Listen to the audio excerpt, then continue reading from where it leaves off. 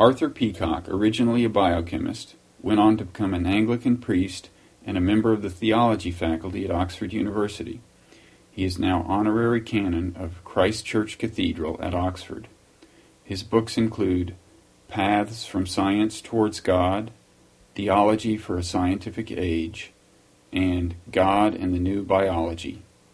I interviewed him at Oxford. Well, first of all, congratulations on having just won the Templeton Prize. Thank you very much. If you need any help deciding on what to do with the money, I'd be happy to provide any guidance I can give. Yes, well, I'm getting plenty of advice. I'll bet you are. The prize is, I believe the way they state it is it's for progress in religion. Is that right? That's the title of the prize, yes. And looking back on your work, and you've done a lot of writing on religion, but looking back on your work, what would you say at the most basic level is the type of progress you have hoped to make in religious thought?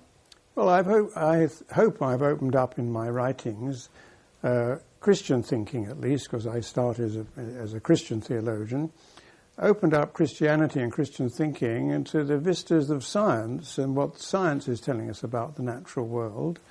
And this poses both challenges and opportunities for theology. The challenges sometimes appear to have negative effects when cherished beliefs have to be put on the back burner, but more often than not, since if science is giving us truth about the natural world, nearly always in the long run, it broadens our vistas and deepens our understanding of what we mean by the word God and God's relations to human beings. Mm-hmm. What are some of the biggest challenges? Well, I suppose one of the things that catches people think about creation as something that happened. If they're creationists and biblical literalists, they think 4004 BC. And even scientists talk about the creation of the universe in 10 or 12 billion BC. But what the general vista of science shows is, of course, the world is creative all the time. New forms keep coming into existence. And in particular, we see this most strikingly in the whole epic of evolution, particularly biological evolution on the surface of the earth. And this shows that God, as it were, made themselves, so the process of creation is an ongoing process, and that God just wasn't creator in the past, but is still creator now. God is creating. It's a present tense. And this restores to our understanding of God's relation to the world a sense of God's presence in, with, and under the processes of the world. God is creating through the processes that science unveils. As far as biological evolution goes, there are various ways of thinking of that as being an instrument of divine creation. There's a deistic scenario where you imagine a God winding up kind of the clock and letting it go. The idea being that natural selection by its nature would tend to move in certain directions. And then there are alternative scenarios which it sounds like you're more inclined toward. Am I right? Not quite. Okay. I take rather the first scenario, but I don't think it's a question of God winding it up and letting it go. This is, I think, a much too external understanding of God's relationship to the world. As it goes, God is out there, set up the machinery, and then went on off for a holiday and just left us to it. That is 18th century deism, which, of course, people were moved towards when they saw the universe as a great clock, all the planets moving with strict regularity around the sun and so on. And the mechanical universe, mechanical models were very dominant, and it did look as though God was the great watchmaker. And of course, once you set up a watch going, it goes on ticking away and going round its cycles without any change. But the world isn't like that. The world actually goes on producing new things in time. It isn't like a clock which keeps going around the same cycles. And I think we've got to restore the idea of God, the world being in God. God is present with and under the world. The world isn't separate from God. The world is embedded in God, who is greater than we can think and greater than the world. It's a spatial model. It has its limitations. But if we think of the world as in God, God is never absent from any of it, and all the processes of the world are given their existence all the time by God giving them existence actively as a dynamic process.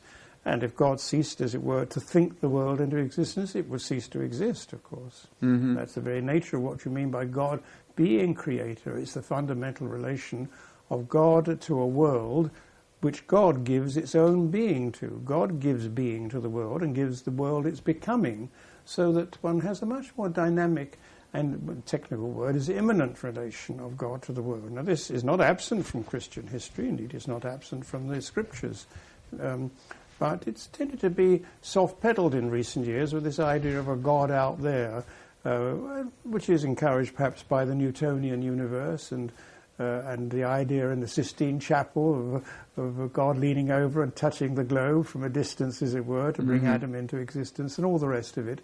It's a natural image, but I think it can be a misleading one. Now, equating God with the creation itself and the process of creation, one variant of that is what's called pantheism. Yes. Now, what I was talking about was panentheism. Panentheism. Okay, can you define the two? Yes. Well, the little word "n" in the middle means the world is in God. God is other than the world in essence and greater than the world and greater than we can conceive. But there is no part of the world that is absent from God, and God is in the very processes. The processes are themselves God being creator. He's creating through these processes. He's not winding up a process and leaving it. The processes are given their character, their regular character, which the sciences unveil, by a God who, of course, is cleverer than we can conceive, and always in science the processes of nature always turn out to be more subtle and more intricate and more intellectually beautiful than ever we thought they were before we started investigating them. And also, in the case of the biological ones, infinitely more complex. But so that's the kind of view I would want to, as a panentheism is an ugly word, but I'm not identifying God with the world.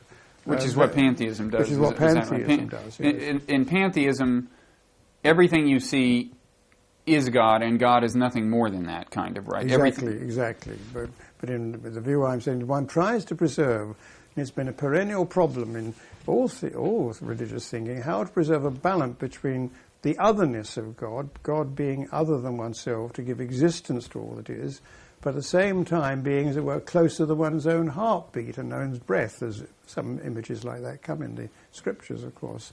So that the God within is also the God who is other, and the God in the nature is the God who is other, but the God within nature. And these two have always, the technical words are transcendence and immanence. And it's always been, if one goes too far to transcendence, one has the deist God who is the absentee landlord, clockmaker, winder, who's disappeared. If it's too immanentist, you have pantheism, and you'd identify the world with God. But you must keep the two together in a kind of creative tension. In your book, Theology for a Scientific Age, you make the comparison, I believe, in trying to clarify this concept of simultaneous transcendence and immanence. You make the comparison to a person and the person's relation to the body. That's up to a point. That's it. I mean, we are in our bodies express us, and we couldn't be persons without expressing ourselves through our body. That analogy has been a common analogy. The world is to God as our bodies are to our sort of personal consciousness. That has its limitations. It can be too dualist, and of course it never doesn't protect entirely the otherness of God. The God, we don't give existence to our bodies. But it is an analogy which shows the closeness and yet distinction, which is what one's trying to express. And other images I've used, well, there's one famous one, not mine, of St. Augustine, namely, of all people, namely of the world as rather like a great sponge floating in the infinite sea of God. There's no part of the sponge to which the infinite sea doesn't penetrate, and it's held up, floating by the sea, but the sea is other than it and extends to infinity. And so that's one image. Another one, of course, is the process of creation. In mammalian life and human life, males create, as it were, outside themselves, but women, the female of the mammalian species, are familiar to something being created within themselves. So, in a way, one would have to use more feminine images and say that the world, as it were, is created within God's self, God herself, and this is a more vital image. That God is present to what's created within God's self, but still other than God, what's created. And I think these images, this is some of the ways in which science, by giving us this marvellous vista of a creating universe, a universe that's going on producing new forms, has widened and deepened, I think, our understanding of how we're going to talk about God and God's relation to the world, and in the long run to humanity, of course. Yeah, well, a lot of people think of the relationship of science and religion as being one in which science poses challenges or even obstacles, and then religious thought evolves in a way that either overcomes or, in the view of some, fails to overcome them. You are a scientist. You're a biochemist, is the way you would describe it? Well, physical biochemist. I was interested in the physical chemistry of biochemical systems. Okay. Have you, in your own work, have you seen a different kind of relationship where science actually, in your mind at least, provides kind of evidence of divinity? Evidence is too strong a word, no. I mean, the scientists must go on and do good science by the criteria of science and meeting the criteria of public conferences and refereeing of papers and so on. No, but when one reflects on the picture of the world that science gives, then I think it's up to oneself then to draw one's own conclusions. Some people say, well, just stop at that question. They don't ask the why question about why the world is the way it is, and say we don't need to ask that. The scientific picture is enough for them. But for me, my scientific curiosity to ask why, to keep on asking why until you can't get any kind of answer, impelled me to go on asking why should the universe be the way it is? Why should persons with their values have emerged by natural processes from the quark soup or whatever the hot Big Bang came from? Why is there anything at all? And in this way, that I take to be fundamentally the religious quest, the search for meaning and purpose in the universe. And that's bound to be affected by the picture science gives. But it's a separate operation. It isn't science one's doing it. One's thinking, I hope, reasonably, by ordinary, rational, reasonable criteria, which I'd urge very strongly. But it's not the same operation as science, because your data are much wider than what science. You don't repeat the experiments of trying to see if there are other worlds which might exist and what sort of gods they would have. We got this universe that we are finding out about. You mentioned the the whole moral sensibility of human beings and how that might emerge from natural processes. Do I say quite that? Maybe not. Not quite as hard as that. I mean, I think the sociobiology does give us a way into certain patterns of behavior that look as if they're moral in creatures where they defend their offspring and sacrifice themselves on behalf of their offspring. And as you know, game theory and sociobiologists can understand that in terms of preservation of the genes, even of the parent who sacrifices his or herself. Now that may be some basis of a cooperation and altruistic behavior in human beings, but of course in the long run the ethical values, the values of goodness and self-sacrifice, which operate in the best of human lives, really are not counting the consequences, are not counting whether the genes be benefited, and human beings should, in the best of them, will sacrifice themselves for any other human being, regardless of whether they're kith and kin. Right. So that there is an overplus in human beings, although there might be a biological basis for having moral behavior at all, that is, behavior that isn't entirely egotistical, yet the development of human thinking and the content of our moral thinking is not, I don't think, biologically determined. Tell me if I'm paraphrasing you correctly, that it's one thing to say that some of our moral intuitions and some kinds of altruistic behavior are kind of written into our genes, to put it simplistically. Yes.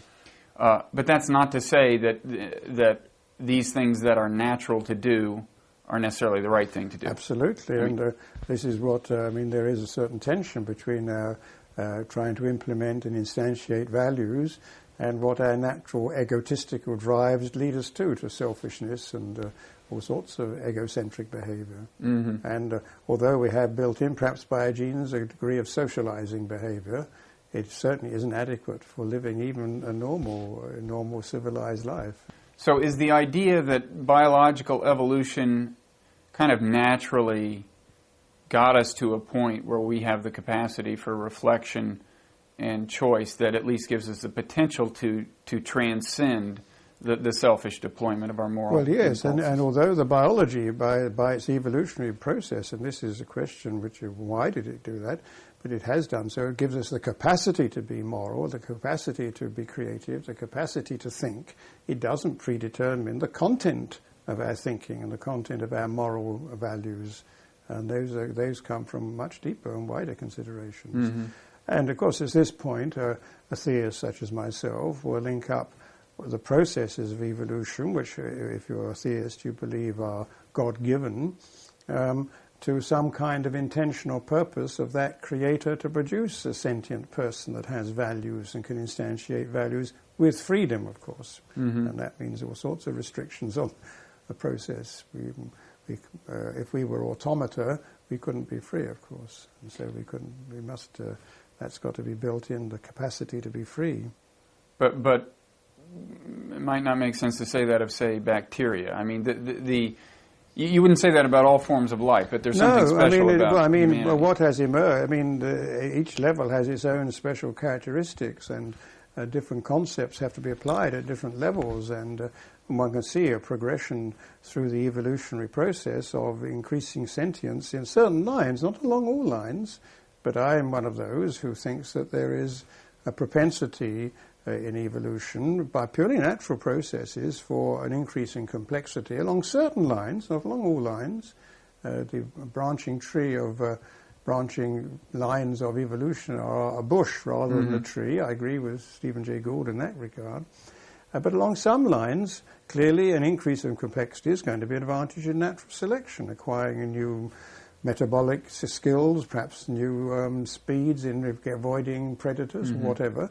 This needs perhaps more complex apparatus. So there's a propensity towards complexity. And I think since information storage and processing is clearly an advantage in natural selection, then along some lines, creatures will emerge who will survive by their ability to store information about their environment, utilize it, and avoid being killed at the next time they're jumped upon, putting it crudely. So that I do think there are propensities towards complexity, information processing, information storage, which of course means nerves and brains, and therefore, and a propensity towards socialization, because certain weak creatures like ourselves are really only survived by combining in groups, which means if you acquire language, you can combine better and you survive. So a creature, given enough time, and the temperatures on the planet remaining stable enough, long enough, some kind of intelligent creature will emerge, in my view. And now, this happenstance, we happen to have 10 fingers and 10 toes and have the morphology that we have. This might have been quite different. And if life emerged on another planet, it probably would be different. But given time, it seems to me there's long and natural selection not pushes it, but allows the possibility. Now, this doesn't mean to say that other possibilities don't come up as well, but it seems to me a perfectly good argument. It doesn't need God to push it at any particular point. This is what some people want to say. But I think God gives existence to a process which has the inherent capacity to produce thinking persons. Right. And for theological purposes, you're right, it doesn't happen along all lineages, and only one lineage has led to high intelligence so far. The arthropods, the octopuses, that's another line in development of intelligence, actually. Well, not quite our level, but... No, but it's a line in which intelligence evolved. Well, I was just going to say that for theological purposes, it doesn't really matter whether every lineage gets there. The question is, what are the chances that one lineage or another will get there? And that seems to me there's a certain amount of confusion over that that question. And there's certainly a ton of contingency in the sense that any given lineage is unlikely. It took a lot of lucky breaks for our lineage to be the one, but that's not the same as saying it took a lot of lucky breaks for there to be one. You might say it took a lot of lucky breaks for there to be a dove, or there to be a cow. Right. As it is now, it is the end result of all sorts of twists and turns in the evolutionary process. So that, of course, there's a corollary of this. If you think God is, there is a creator God who has the intention of At some point, as I say, some planet, some solar system, some galaxy, some universe of being an intelligent person, even if they look very different from us, then you have to ask, what's God up to with all these other forms of life? I think at this point one has to widen one's conception of what God as creator is up to. Presumably, God takes delight, if one has to use rather anthropomorphic terms, takes delight in all forms of existence. Even the simplest insect is the most beautiful articulation of ingenuity, you might say, in the way it survives, and that God as a creator takes delight in all forms of life, and indeed all forms of existence. But that doesn't preclude God having some special intention for those creatures who are capable of consciously relating to God's self. Right. And that would be the kind of framework now in which one would put some traditional terms about God having a purpose in bringing human beings into existence. Yeah, there does seem to be one creature on the planet that has more in the way of spiritual capacity, I guess, than the others. What do you make of that? Well, if by spiritual capacity, I would take that to mean not as having something called a spirit as a sort of entity which is attached to us, but capacity to relate to God, I would call it. And it does appear that human beings have emerged with all sorts of capacities, but the capacity to think, and the capacity to create, the capacity to imagine conceptually, and create new concepts, new images conceptually, and the capacity to relate to God. And that's what I take as a spiritual capacity, to relate consciously to God. Mm-hmm. Who knows what relationship to God other creatures, whatever level of consciousness they have, we're not in a position to say that. And they may well have their relationship to God, which God alone knows. But for us, we can know that we have a relationship and can articulate this relationship in communities and exchange ideas about that relationship and exchange our experiences. And so it does seem that the world is of such a kind, and this is the question I would put to one's atheist acquaintances: how do you explain the existence of a world in which quark soup, whatever it was, a fluctuation in a quantum field or whatever it was, initiated the hot Big Bang, is capable of producing, out of its binatural processes, creatures with these capacities? I want an explanation of that kind of universe now, not just of a mechanical clock-like universe, which, of course, if an absentee deity would soon disappear over the horizon. And so you see direction in biological evolution. You think it was likely that you'd get a creature with, broadly speaking, I the use the word properties very carefully, propensity, which is a word I thought of myself, but I picked up a bit from Karl Popper, who pointed out that when you have a random process, the outcome of a random process depends entirely and very much on the law-like framework in which it's based, in which the randomness has its consequences. And it does seem that the random processes in biology, namely mutations in DNA, are affecting organisms in a framework, the environment of planet Earth, which of course is governed by, in the long run, by physics and chemistry, in an environment which has enabled these capacities to emerge, mm-hmm. and or by its natural processes. So that I think that's an extraordinarily powerful question to respond to now. And do you see anything in human history that parallels the propensity you see in biological evolution? Oh, wow. Is human history, is it an upward rising curve? This is the history of art is interesting. Who would say that the Cyclades and the ancient Greeks, we've now progressed with them, but who could say that? No, we can't. There are certain times and perceptions. Who could say, and even in religion, that what Moses experienced in the story of the burning bush, and maybe mythology, but it does represent an experience of a transcendent experience of God, which was definitive culturally.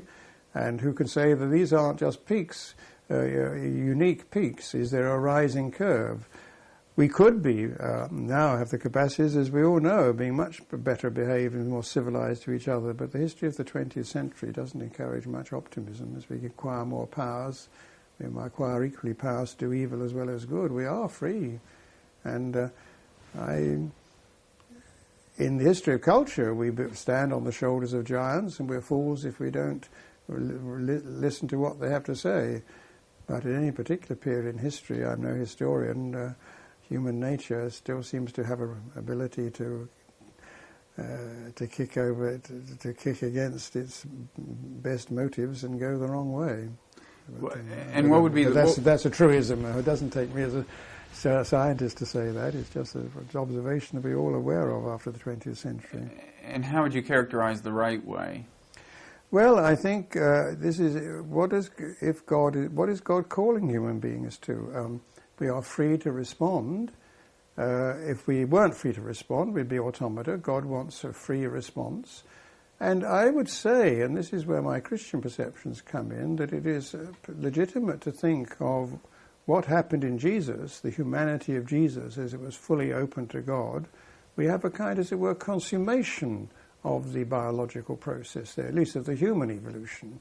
Namely, here is a human being so open to God that he is self-offering, self-sacrificial love in all his relationships and ultimately in his death. And this shows how the path humanity is meant to follow in order to acquire those spiritual qualities which enable us to be one with God and to enter the presence of God, as Jesus did, as the experience of the resurrection and ascension indicates. So that for me, it's the evolutionary process. It culminates in a vision of the possibilities for humanity which are manifest in the life, death and resurrection of this person in history. Doesn't mean to say it's the only possible revelation, but that would take further elaboration. But here is a unique instantiation of what a human being can become. Mm-hmm.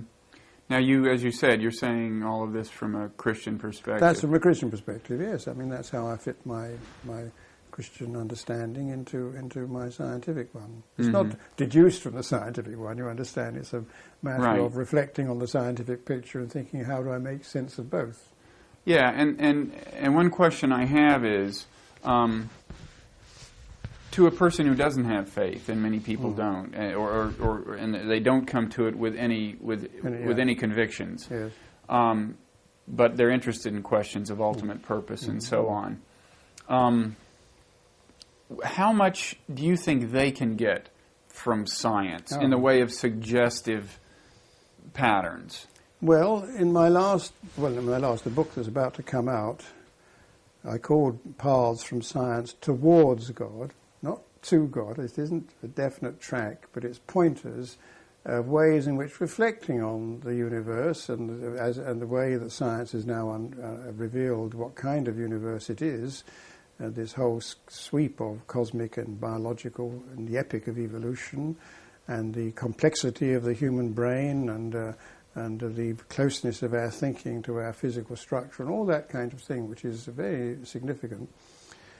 I've tried to show, reflecting on that, how this points towards a source of this kind of existence other than ourselves, which is embedded in it, which in English, which is the ultimate reality, but which in English we use the word God for. But what we mean by God, of course, has got to be elaborated, and this is one of the exciting things. One's understanding of what that word God refers to is increasingly elaborated and enriched by this picture. If I may give an analogy, this isn't so different from what goes on in science. The word electron, when it was first invented, they thought it was some kind of little particle because by a magnetic and electric field it moved in a certain way and they got its charge to mass ratio. Subsequently, if they let that little beam of so-called particles go through a crystal of nickel, then it got diffracted and they said, it seems to be behaving like a wave. So what is it? They still use the word electron to refer to it, but their understanding had now been widened. And then later on, with the development of mathematics and mechanics and so on, mathematical concepts came along to show how these two pictures were two modes of experiencing, or its electrons, as it were, or experiments showed up under different circumstances, and it became an even richer concept. But if you ask a theoretical physicist what an electron is, they will say, they won't be able to say what it is in itself. They say, well, it's like this, it does this, and certain things are true to be said of it. And I think the word God is rather like that. We don't ever will know what God is in God's self, because by definition God is greater than that which we can conceive. But what is going on, I think, is elaboration of our understanding of that to which the word God refers, and the better language and more precise language to use. We should never... It'd just be ridiculous to think we'll ever understand God fully, but that's what, if you want, progress is, if you like. Progress in religion is coming closer to God and having better conceptual tools to refer to this God whom you want to relate, who you're relating to. So do you agree with Alfred North Whitehead that religion, partly under the provocation of science, partly in the course of responding to science, moves closer to true conceptions of... Well, I hope it does. I mean, that's what I think. I think that's what the theological enterprise is about, namely trying to refine and enrich and understand more. And it won't only be science that contributes to this, it'll be other aesthetic and other historical experiences too, will all be part of the mix. So it isn't science alone, but since I came in from science, and that's what I learnt about, and that was the particular perspective I wanted to use in my case to enrich our understanding of God and of how we use that word. But it's not the only one by any means. And it isn't a deduction. It isn't a deduction from science to God. That's why I use the word towards. But there has to be a kind of compatibility between the two. Absolutely, yes. You want some sort of coherence, so one makes sense of the other, and they're mutually consistent, yes. Yes. And certainly along the way, specific religions have had to abandon specific beliefs, such as creation in 7 days. Exactly. And of course it's not clear whether, though that comes at the beginning of the Bible, it wasn't the first bit of the Bible to be written. There are other concepts of creation which, if you were the scholars, you would tell you in the Psalms, in the book of Job, and in the wisdom literature, other concepts of creation, and the Genesis one is a relatively later one. But there's a lot of... there are many different myths of creation which are knocking about in the ancient Middle East. And in some ways, Genesis 1 is the least mythical of all. It has a very exalted creation story.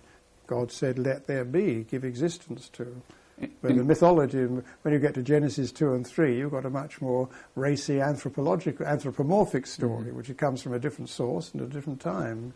And can you imagine, as things progress and science moves on and so on, Christianity, for example, although other religions as well, but abandoning as mythic, abandoning literal beliefs in things that now are a central part of dogma? Well, I think that's likely to happen. It's certainly happened in my circles and in this country. Certainly all the theologians of it, in the story of Adam and Eve, for example, which is taken as a myth in the sense of a story that is not historical, but meant to convey theological truths about the actual existential state of human beings, their alienation from God, from nature, and from each other. And I think it's true. Some of the New Testament narratives will be taken in that sense as well in the long run. But what about something as central as the literally divine nature of Christ? Well, when you say the literally divine nature of Christ, then you've got to ask, what do you mean by literally divine? Well, I'm out of my depth. I have no idea what I mean. But what I'm arguing is that, yes, the question would automatically be out of anybody's depth. That's what I'm suggesting, because how we predicate of Jesus' divinity is a subtle question, and has been much debated in the early history of the Church and goes on being debated. Exactly.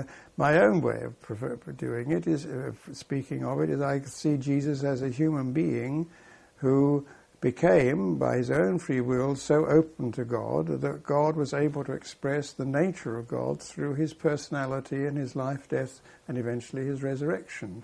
and so that he became one with God and is one with God, and is the paradigm of what human beings are meant to be, and is a revelation, therefore, of human potentiality, but at the same time a revelation of the essential nature of God as self-offering love. And that's so it is a revelation of both humanity and of divinity.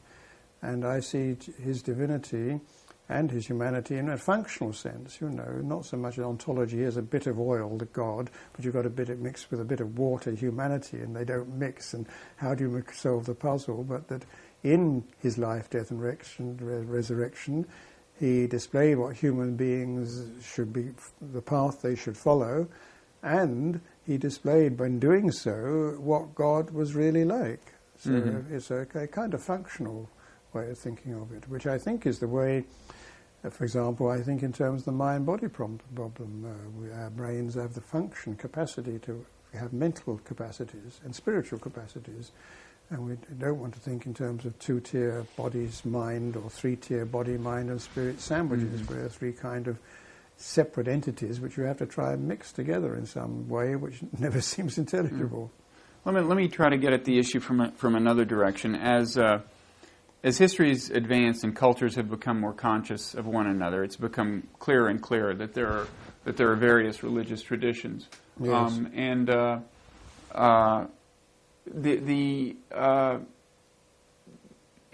it seems harder and harder to suggest that any one group of human beings has an exclusive right to the fundamental truth. Yeah. Do you think it's possible that major religions such as Buddhism, Hinduism, Islam, Judaism, even without reference to, or even without the set of beliefs about Christ that Christians have, are in some sense converging on fundamentally the same truth and are as close to it? And I was close to it. I wouldn't know that quite well. I don't know enough about other religions. I'd take a lifetime study. But what I would say is something like this, or two things. It's inconceivable that the God should not have revealed God's self in some way to millions of Chinese and Hindus throughout it. That, as it were, God closed God's self off from millions of human beings who were seeking the ultimate reality. So that's the first thing to be said. The second thing is there is within the Christian way of thinking things, and the fourth gospel opens about with the idea that the Word was with God. There is that of God which expresses God's self in the universe. And what it proclaims in that gospel is that Word, that expression of God in the universe, became specific and visible, and instead of being incognito, became shown in a person, Jesus of Nazareth, and that's what Christians are following. But that which was made known in Jesus was universally present. It was the universal expression of God in the universe. So how can we say that Word, which was made flesh, as John 1:14 says in Jesus, was not expressing God's self in other cultures, in other ways, in other images, in other terminology? And it would just seem to me implicit in the Christian tradition that the Word of God, the Logos of God that was made flesh in Jesus uniquely, is present everywhere in the world. In fact, that's what John 1 says, that it was present in the world all the time. We didn't know it was there, but now we've seen it in Jesus of Nazareth. But that doesn't preclude that Word from not being expressed or heard and experienced in other cultures. It seems to me one of the great enterprises of the next century and the next millennium is as the different religions grow together, in the sense that more and more people, educated people of different religions, are beginning to live together. They really communicate with each other at a level where they can begin to respect what the others have heard of the Word of God in their traditions. This doesn't mean to say that Christians will not go on saying, yes, we have heard and seen the Word of God in Jesus of Nazareth in his sequence of his life, death and resurrection. But that doesn't preclude us looking elsewhere. And I hope it won't preclude others looking at Christianity in a new way. But it's a new enterprise which has hardly begun. Because of globalization, largely. Exactly. I mean, and this will happen again and again. But of course, it's just arrogant to think that a person brought up in one culture, say the Western culture, is quickly going to get under the skin of another culture without learning their language and their symbols and actually living in with the whole culture. So it's no use just rushing off to India for the next guru. Think you're really going to understand. And the whole symbol language. I mean, we're brought up with the English language, at least I am, and my resources of imagination come through that, through my own culture. And one's just a fool to think one can get out of one's skin even in 76 years. But it sounds like you do think that it's important in this global age especially that each of the great religions leave room for the fundamental truth of the other religions. Being open to listening to them and seeing what they can understand of their truths. And as a matter of fact, I'd add this, I think the Western Christianity has been the first major religion to run up against the worldview of science, and it's in part because of the cultural history of both. But it seems to me the challenge of science, the worldview of science to other religions, particularly the monotheistic religions, is similar to that to Christianity. And other religions will have to take on board the kind of picture that science is beginning to develop. For example, this collapse of a dualist view of human personality, as if there is a thing called the mind and spirit, a thing called the body, that both are so intimately interlocked that it's very difficult to unravel them. All that's got to be taken on board, and it seems to me that in exploring the implications and challenges of science together, religions might begin to understand each other better by facing up to a common challenge and a common question. Is there something spiritually significant about a time in history where all the world's cultures, I mean, after all, history has been characterized by people from one culture trying to kill people from another, or having so little interaction with them that they just assume they're subhuman. Yes.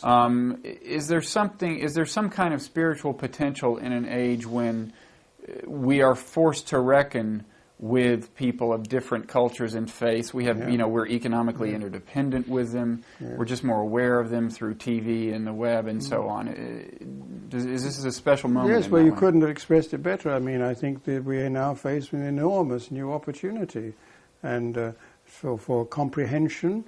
And the more you understand people, the less you like to think of them as subhuman. And even if your interests conflict, at least you begin to deal with them as rational people to talk to. As Churchill once said, better jaw than war.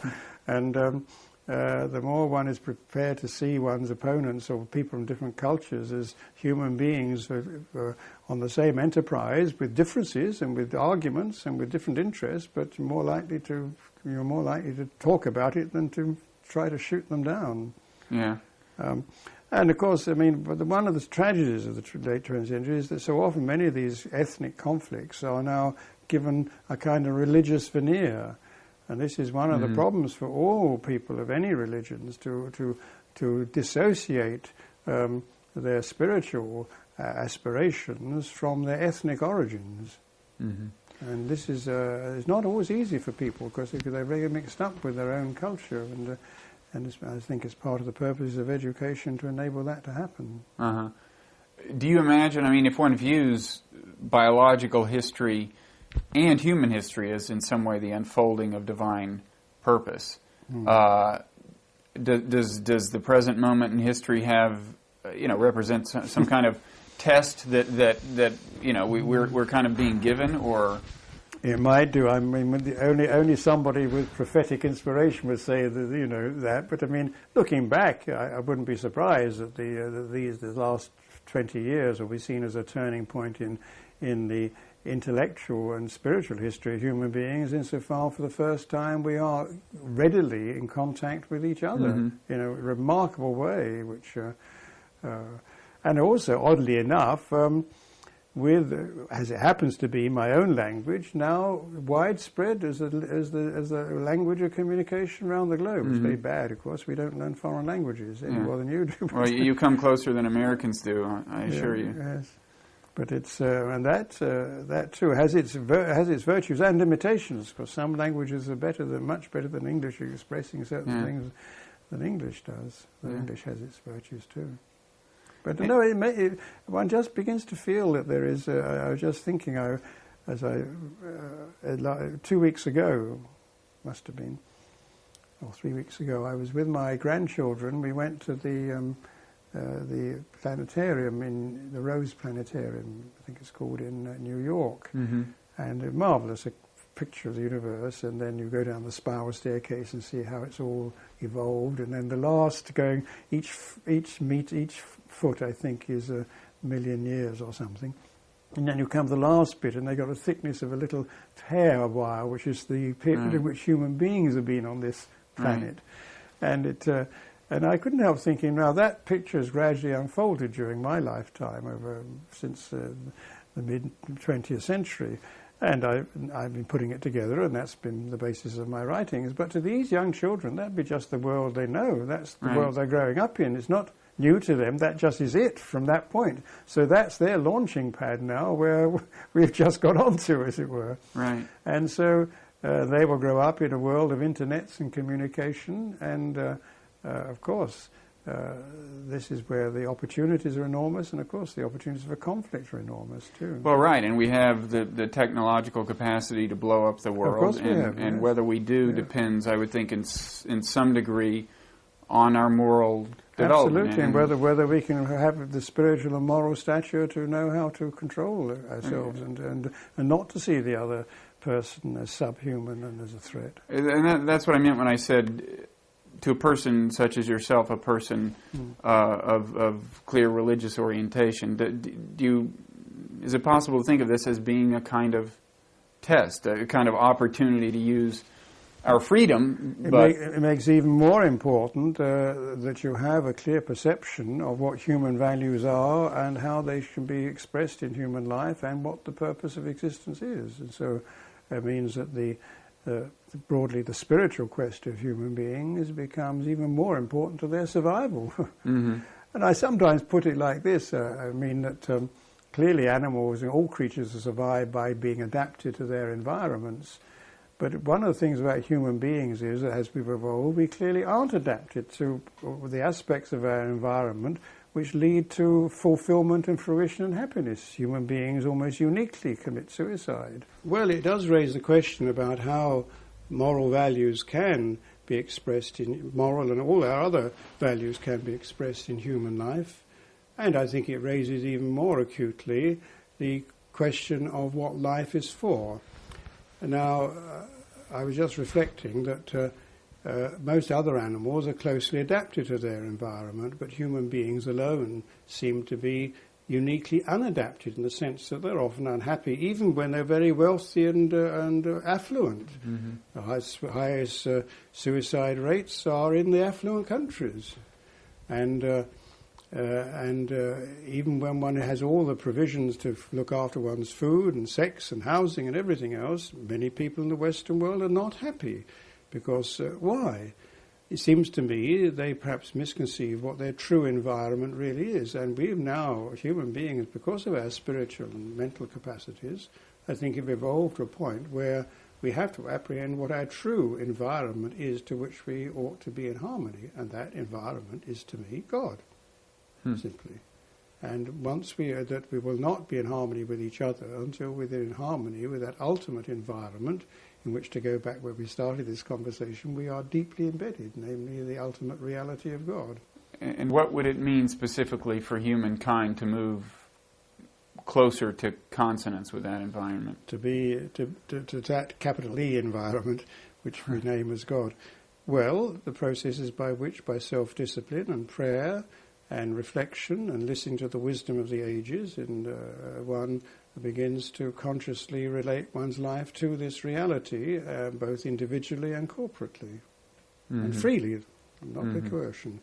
And so that in this quest, this is precisely the kind of thing the religions of the world have been doing separately. But it seems to me it's going to be what's going to be required of all human beings if we're not going to destroy each other and the planet. I agree. Let me ask you one final question. A biological point of view, you're a biological scientist.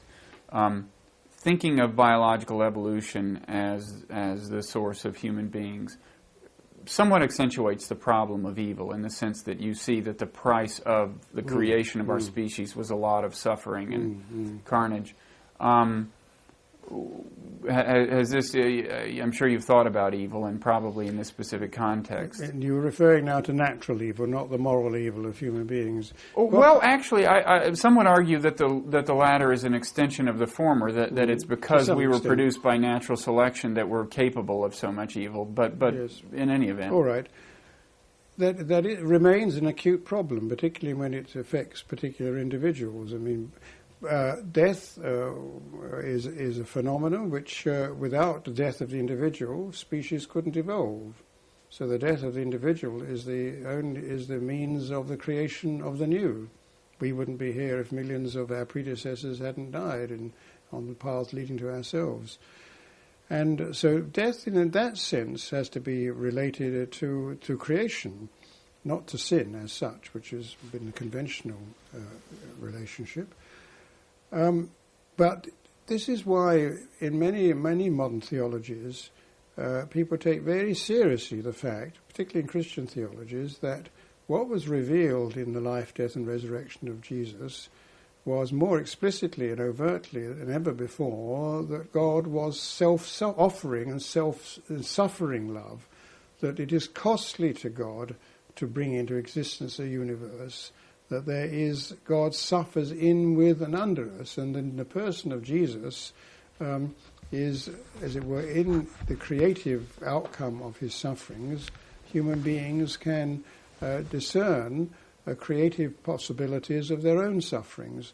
And this doesn't really entirely draw the sting of individual suffering, but it begins to make more sense of it. And the idea that God suffers in, with, and under the creative processes and with human beings is, of course, a central distinctive affirmation of Christian theism.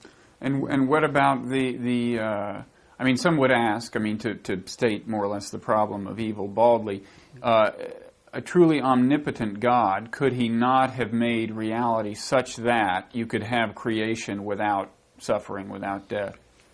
I don't know. I mean, there seems to be certain parameters. If you're going to have new forms coming to existence by processes which are regular and without God sort of interfering every time and doing a sort of magical trick, then they've got to be such that complex systems, for example, are going to feed on less complex systems. They've got to have some of their building blocks already made. What is that? That's eating. That's predation. Mm-hmm. That's eating vegetables and eating other animals.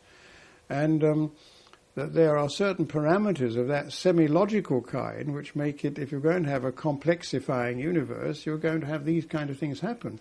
If you're going to have sensitivity enough to have information processing and storage, you're going to have nervous systems. Unless you're going to be in 3-inch nickel steel, you can't have a development of intelligence, and so on. So that you begin to see that how it's all a package deal, really, and one has to, with humility, say that in the divine providence purposes, presumably what the God intends eventually outweighs or justifies the difficulties of producing the results.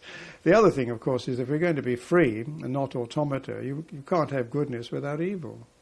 If we were automatically wired to do the good, then it wouldn't be good because it'd be automatic. So choice implies the possibility of a bad outcome. Yes, absolutely, and that's been recognised for centuries, of course. But I think we can see a bit more now the kind of parameters in the natural world. Why, for example, cancer.